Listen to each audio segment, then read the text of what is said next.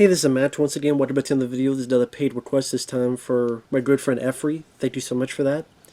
And for those interested in requesting any type of videos, topics, reactions, commentaries, topics, whatever it may be, feel free to send it either directly to my PayPal or join my Patreon. Both links are down below in the info box.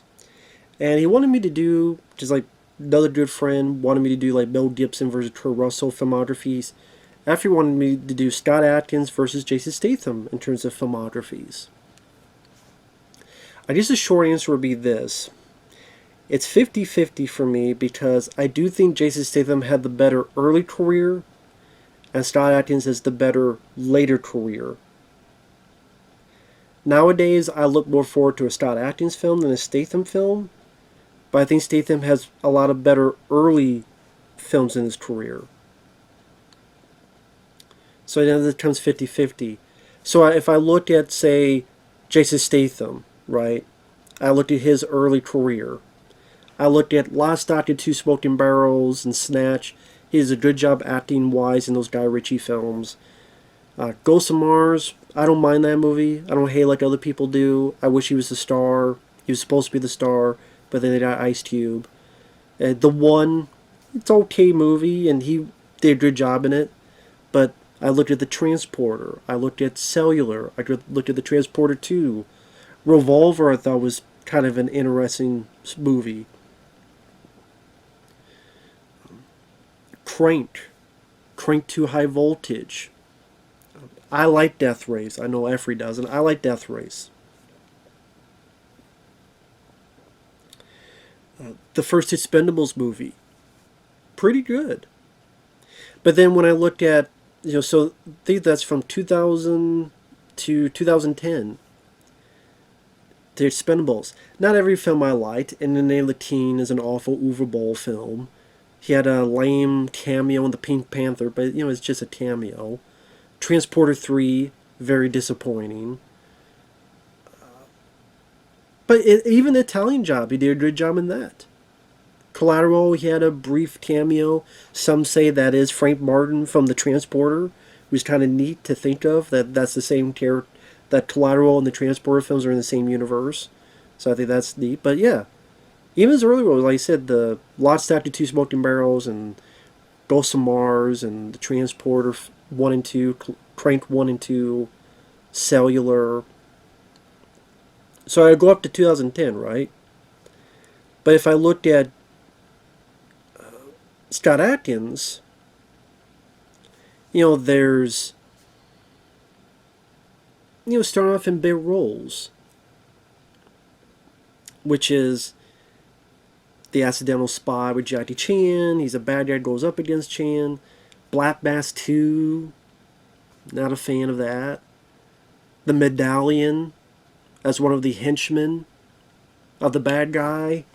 It's not really that good of a Jackie Chan film, and he doesn't even have a name in it. Unleashed, great Jet Li film. Swimming pool fighter. I mean, pretty much just a guy to be a henchman to go up against the good guy. He was also funny enough in the Pink Panther as a footballer. It's not until around 2006 where he did Undisputed 2 as Boyka. Awesome movie. Love that film. But I think what hurt Scott Adkins early on is that while there are some good films, many times he was linked to a Van Damme. And it was kind of like, oh, he's the Van Damme protege. Which, I mean, I love Jean-Claude Van Damme. He's one of my favorites. But he's copying Van Damme. He wants to be the new Van Damme. He had to break out of that to get his own identity. So he had a bit role in the Bourne Ultimatum. He was a bad guy in the Shepherd Border Patrol. I like the Shepherd Border Patrol, but he's a bad guy fighting Van Damme. I believe he was in Wolverine, the first X-Men Origins Wolverine. I think he was the guy doing the fight scenes of, like, Ryan Reynolds' Deadpool character. The guy doing all those fight scenes, that's actually Scott Adkins. So again, he's either used as a bit role fighter, and really, Undisputed 2 and 3 are really the standouts he got to be as a star of a film. It was either seeming like Van Damme's lackey. Okay, is Shepherd Border Patrol and Assassination Games and Expendables 2 and Universal Soldier Day of Reckoning. It's like, God, you almost want to say, get off Van Damme's dick, man. What are you doing? You're better than that. And he was better than that. Ninja, the first one, I always thought was okay. I always thought it was alright. I was never in love with it. I think the sequel's much better, but it was okay. So again, when I looked at his career, there are films he's in I like, Unleashed and Shepherd Border Patrol, but very few that they were good that he was the star of, and he's the guy that sold the movie. He's the guy that really let the movie stack on his shoulders. Undisputed 2 is a great bad guy. Undisputed 3, I love those two. But then when he started getting away from Van Damme and to be his own, I think that's when it got better going to the 2010s. And like I said, I think Statham, with the Transport Crank alone, among other stuff, he definitely had a better beginning compared to Scott Adkins. But then I see afterward, The Mechanic, not a fan. That was very boring. Unlikable character. A voice in Romeo and Juliet, that animated film, not a fan. The Killer Elite. Disappointing. The trailer was better than the movie. I did not mind Blitz. I think that went straight to video. That was pretty decent. Didn't mind Safe. I know Efree doesn't like Safe. It has its issues, but I could watch it. Parker, not big on. Homefront, did not like. Fast and Furious 6, but he's a villain, but he's not a villain in the next one. So, he had a cameo in Fast and Furious 6, then became the villain in Fast and Furious 7. Not his highlight, in my opinion. Successful movie, but they didn't know what they wanted with it. Wild Card was alright, so-so. Expendables 3, lame. Redemption, it was okay, but not. It was alright. Just alright. Expendables 2, disappointing, and he had more a prominent role compared to Scott Adkins. I mean, really, I didn't mind Wrath of Man. Hobbs and Shaw, I can watch. It is a disappointing film. I still can't say I hate it because I'd be lying. I could watch it as a time waster, but is it disappointing for the talent involved? Yes, it is. 100%. It's not a film I would defend. The Maid, very disappointing. Mechanic Resurrection, to me, is like his role in Spy, which is very funny. Mechanic Resurrection, underrated sequel, to be better than the original. But, like, I don't care about The Maid 2. It wasn't big on the first one. I don't care about Fast X. I do think him and The Rock had some fun moments in Fast and Furious 8. I do feel that way. People disagree. I actually like their banter in that. I think that was actually better than in Hobbs and Shaw. But you just tell I'm not really being gun-ho about a lot of pride. Expendables 3 was horrible. I thought Homefront was horrible. Wild Card, meh. Spy was funny for him. Mechanic Resurrection was I would say his last solid one, like really solid, was Mechanic Resurrection. Like Wrath of Man was, I liked it for what it was. I did like it. It's not a film I rewatch much, but I liked it. So this is his later career where I'm like, I don't care about his new films coming out. I'm very nonchalant about it. But if I look at Scott Adkins and what he would go on to, granted, not all of them were winners. Legendary with Dolph Lundgren, terrible movie. But then it's like, oh, he got Close Range. That's a fun movie that I think is not as bad as people make it out to be. Okay, that's an entertaining film. Ninja, Shadow of a Tear. Love that movie.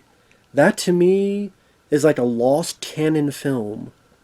Like the canon films or canon PM Entertainment films back to the day. Ninja Shadow of a Tear would work in that era. And then he made films that would fit in that canon PM Entertainment era. This is a guy that was just born too late. And like I said, was All the Winners? No. Hard Target 2, not a fan. Hated the movie. He would get bit parts in bigger films. And it's like, why don't someone give him a mainstream big budget film to star in? He's always takes these bit parts. Doctor Strange and Criminal, that Kevin Costner film, and other stuff. And does he make some bad direct-to-video films? Yeah. But it's kind of like Nicolas Cage. Well, he'll make a bad one, but there might be a really good one on the horizon that makes up for it.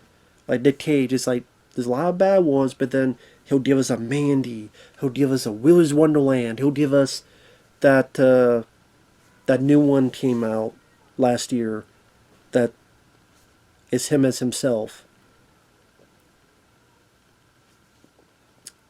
Sorry, the cats are having a field day playing. I don't want to interrupt them playing. Sorry about that. They're playing with each other. You hear that background. But I don't want to... They're having fun. I don't want to mess with them.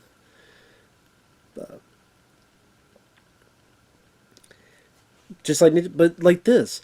Each time it's like, oh wow, there's an Accident Man. There's the Accident Man 2.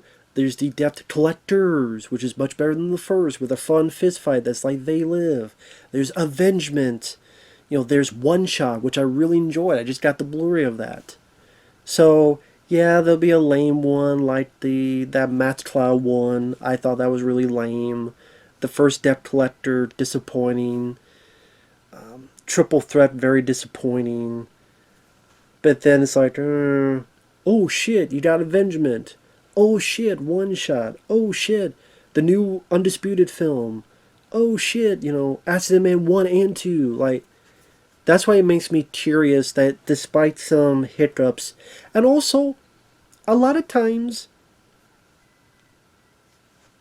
Scott Adkins is playing with some handcuffs on because his films are lower budgeted. And they don't have... A lot of Statham stuff has the bank account that they should be looked at as a higher standard. Because you have the money to afford what needs to be done. You have the money to afford yourself. Like when I looked at some of Jason Statham's films, Hobbs and Shaw had a shitload of money. Scott Adkins has never starred in a film that's had a fraction of the money a Hobbs and Shaw or the Maid film had. It's like he's playing with peanuts, and every once in a while he gets a home run. I would recommend Avengement, Debt Collectors, the sequel, not Collectors with an S. You don't have to see the first one to understand. One Shot, Accident Man 1 and 2, I said Avengement, Ninja Shadow of a Tear, even Close Range. Again, they felt like either the Dolph Lundgren, Van Damme films of the 2000s that I'm like, oh, their direct-to-video is actually pretty good, or even back in the days of canon films. They would fit in that regime. And that's why, while I do think Jason Statham had the better beginning, Scott Adkins, I'm more interested in his future. Plus, he's younger than Statham. He has a lot of exuberance. You don't really get a feeling what Statham thinks of the action genre, but with Scott Adkins' as art of action, he grew up with these films like The Perfect Weapon. He's a fan, and he seems like he has a lot more to offer that has been tapped into. I know he's in the new John Wick film. Again, give this guy a chance in a big-budget mainstream movie to star in. Give him a chance. That's another thing. Jason Statham's had chances. Some of them were good, and a lot of them lately have been either meh, mediocre, bad, lame. Again, Expendables 3 and The Maid, and again, with Scott Adkins, it seems like a lot of times he takes his job because he needs a paycheck, because they won't give him the chance and shot. I need to pay the bills, so, a film like Legacy of Lies or Seized, yeah, it was more likely never going to be good. But you need the paycheck. Statham, you tell he has more control in these newer films, and they still come off as, like, wild card. Meh. Didn't hate it, but was there. Again, The Maid, like I said, disappoint. Why do I look forward to The Maid 2 when The Maid was so lame? I didn't hate the film to death, but it's like, I disliked it more after hearing the audiobook of the novel The Maid, which had some cool stuff they cut the shit out of, which made me mad. If I had listened to that, The Maid would have been me more pissed. And why do I look forward to Expendables 4 when Expendables 3 and 2 were pretty lame? So I have no reason to look forward to what Jason Statham comes out with next. I do with Scott Adkins, because I think Scott's more willing to take chances. Some of them may fail, but then again, you get some pretty fun stuff, and because he has a bit more physical prowess in terms of martial arts, Jason Statham's a good martial artist. Till Scott Adkins, he could do a bit more. He's a bit more agile. He's a bit more flexible. Hell, his bit in Day Shift was fantastic. As one of the two brothers, that scene alone when they're kicking vampire ass, I can't remember the last Jason Statham scene that got that much excitement out of me, like that one scene in Day Shift. Maybe some stuff in The Mechanic Resurrection, which I do. That is a fun sequel. That's actually a worthwhile sequel, but as I said, much better than the original. I think that's the last great Jason Statham film. While Scott Adkins has done more, seems like a better batting average, and like I said, I'm more intrigued with what he does next. So again, Statham, early career, I think Statham wins. When Scott Adkins started to get out of Van Damme's shadow and became his own, I think Scott Adkins nowadays wins. Statham of older is Statham, newer is Scott Adkins, and I'm more curious for what Scott Adkins does than Jason Statham does.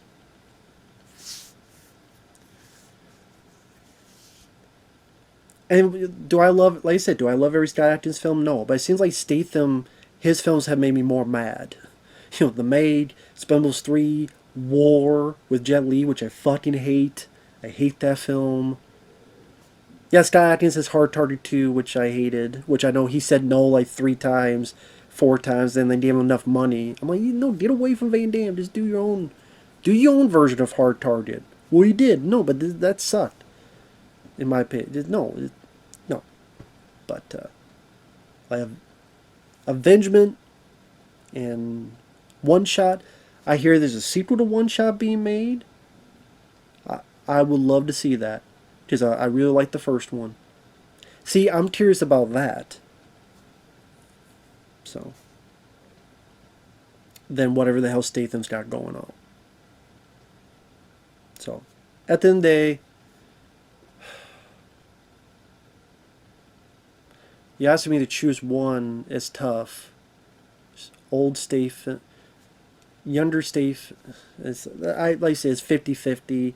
But I said nowadays I'm more curious about Scott Adkins. But Jason Statham, I still love his old stuff. So again, I don't know how else to word it. So with that said, thanks for watching. Take care. We'll see you guys later. Bye-bye.